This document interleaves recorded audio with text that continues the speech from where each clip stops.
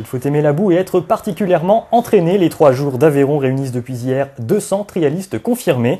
Ils roulent dans le froid et sous la pluie, mais sont surtout là pour la convivialité. Reportage dans la vallée de la Truyère, signé Aurélie Renard et Yves Boud. La course ici se commence à table, avec modération bien sûr, mais aussi plaisir et surtout un mot d'ordre. On est surtout une bande de copains, on s'amuse bien, c'est sympa.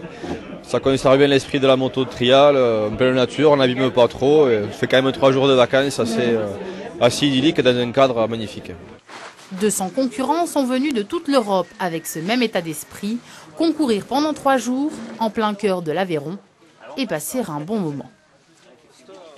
C'est ma vacance. Oui, ma vacance de 4 jours, c'est ma vacance.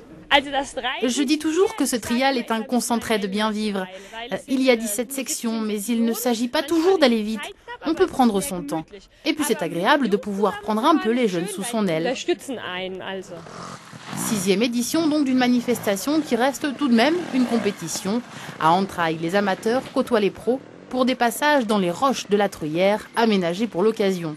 Car malgré les critiques, l'objectif est bien de limiter l'impact de la course sur l'environnement. Les élus sont même demandeurs, je dirais aujourd'hui, après avoir eu quelques réserves la première année.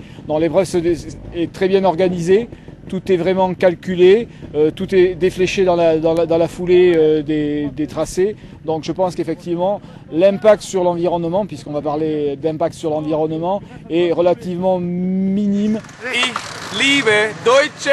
Les Allemands, très présents sur ces 3 jours de l'Aveyron, ont franchi comme les autres tous les murs de la compétition, avec technique et clin d'œil à l'histoire évidemment.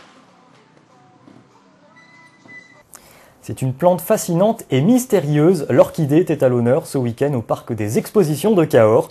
200 variétés réunies pour le premier salon consacré à cette plante très à la mode, plongée dans un monde tout en couleurs avec Grégory Tellu et Samuel Chassaigne.